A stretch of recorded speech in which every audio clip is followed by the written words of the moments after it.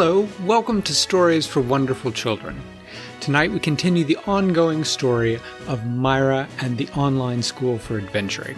As I've been re-listening to these, I've noticed that I frequently use stalker and sneaker interchangeably to describe what Myra is studying. It should be sneaker. Stalking is what llamas do. Anyway, tonight Myra is going to do a little sneaking into the library to find Corin. I hope you enjoyed the story.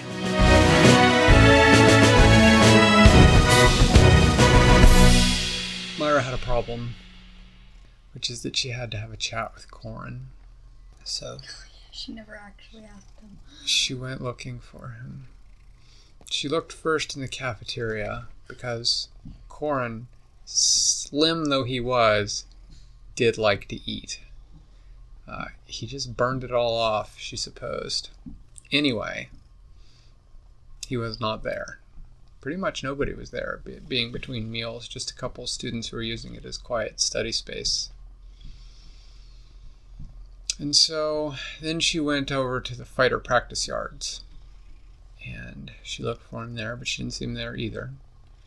And so finally she looked for him at the library.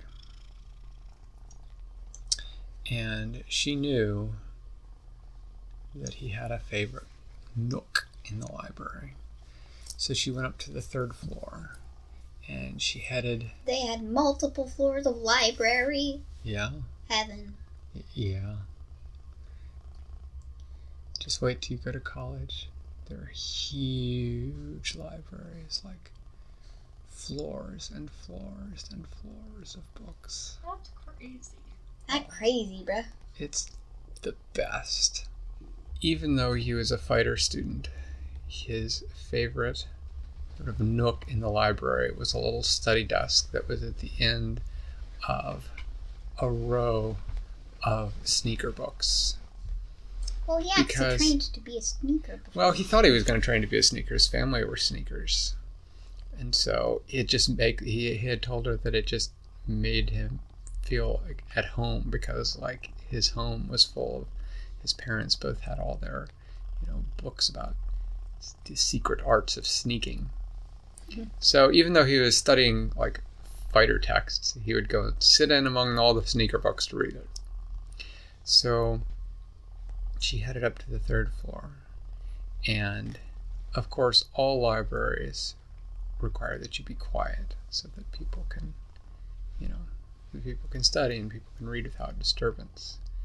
But in the sneaker stacks, you can't just be quiet. You must be silent.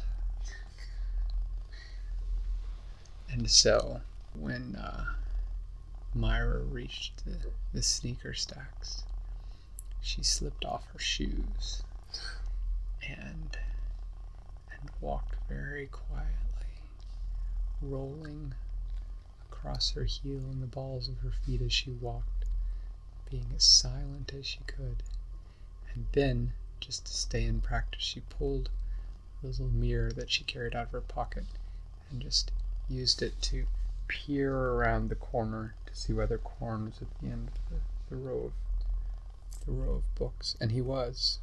And so she walked as quietly as she could up to him. She was about 5 steps away when Corin said, "I know it's you, Myra." She said, "That's not fair."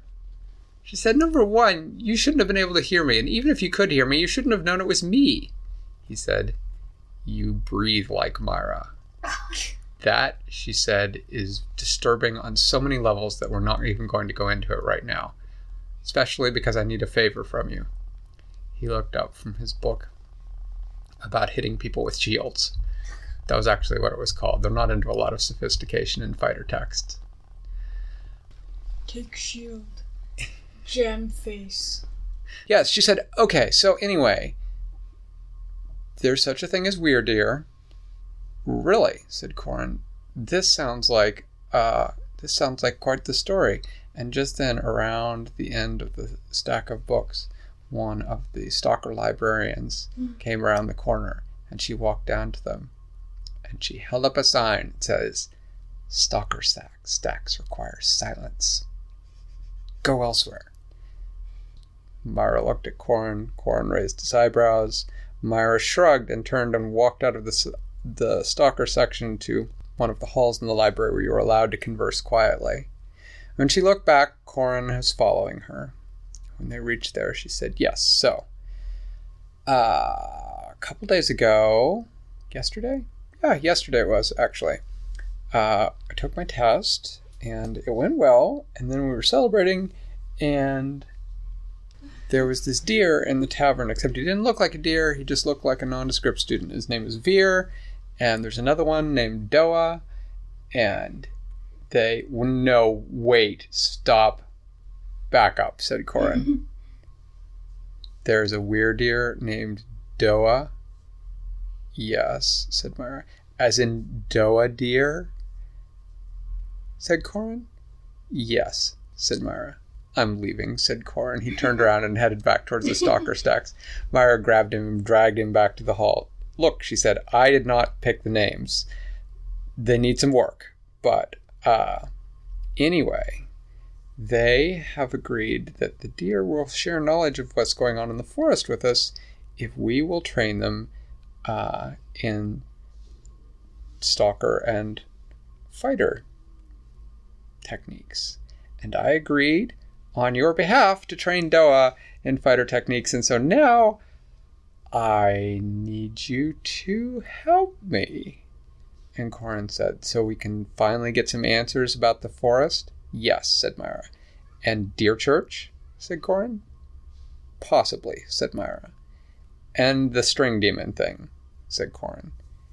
Yes, definitely, said Myra. Good, said Corin, because that thing scares the heck out of me. And anything we can find out, I'm all for it. Great, said Myra. So, said Corin, when's my first appointment to teach this fighter techniques? Myra looked at her watch. About 15 minutes from now. Corin said, what? He said, great way to give warning there, Myra. She said, I'm sorry. It's been very busy. I know I spoke for you without getting your permission, and now I'm telling you at the last second, and I appreciate you being a bud and not giving me a hard time about this. Oh, no, said Corin. You're not going to hear the end of this anytime soon, but we're all good.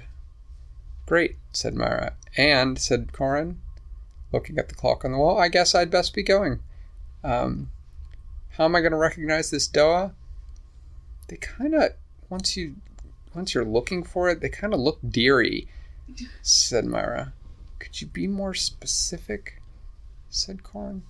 It's a little hard to describe. They both dress in sort of nondescript brown and sort of big. If you say doe eyes, we're not talking anymore, said Corin. Fine, said Myra. Just go look. Trust me. Actually, I'll come with you. And so they headed towards the fighter training grounds together. Thanks for listening to Stories for Wonderful Children. I created today's show, but questions and running commentary were supplied by my children. The theme music was created by Brandon Thompson, and our wonderful logo was designed by Silas Swindelin.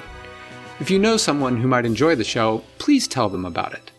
Do you want more stories? You can now subscribe to the show and help pick a new story for me to tell every month. The show's website is storiesforwonderfulchildren.com. Until next time, I'm Dan Wendelin, reminding you to tell someone you love a story.